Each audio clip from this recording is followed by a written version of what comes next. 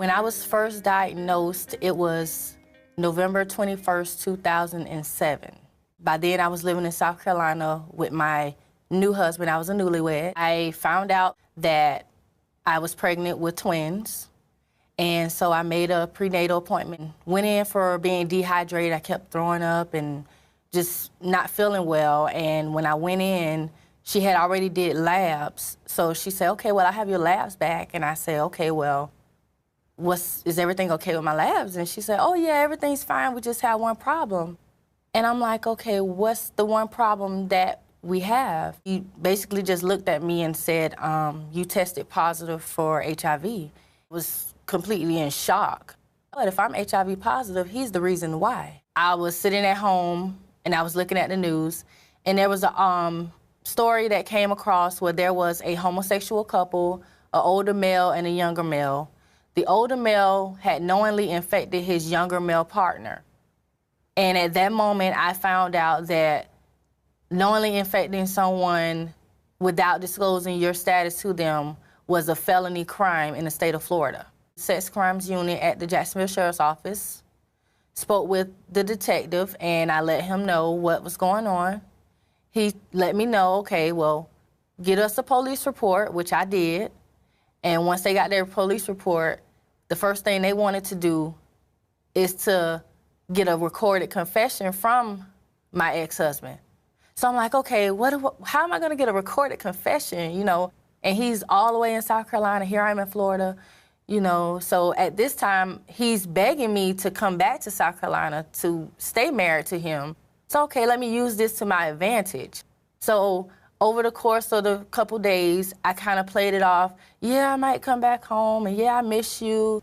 Yeah, I still love you. Knowing good and well, I absolutely, positively did not love him anymore, and I was not going back.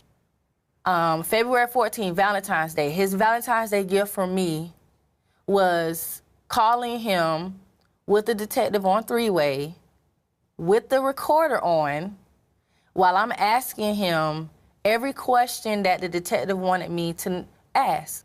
Because before we did the three-way, I said, okay, well, what do you want to know? I said, okay, well, now I got to figure out how am I going to get these questions to him and him answer them.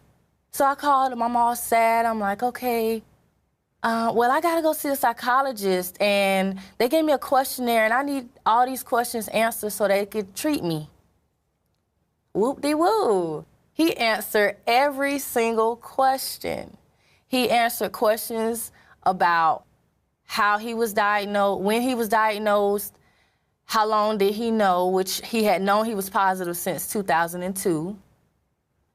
He answered questions about, you know, did he know how he got it, which he didn't know.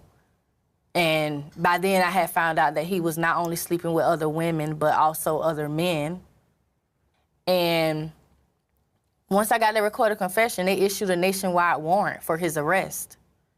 They went to South Carolina, they arrested him, took months, but they extradited him back to Jacksonville. He pled guilty. He got sentenced for the maximum in the state of Florida, which is only, I hate it, but it's only 5 years in the state of Florida. He got 6 months served, so he only had to do 4.5 years. And he's scheduled to get out March of next year. March 2012, he's scheduled to be released.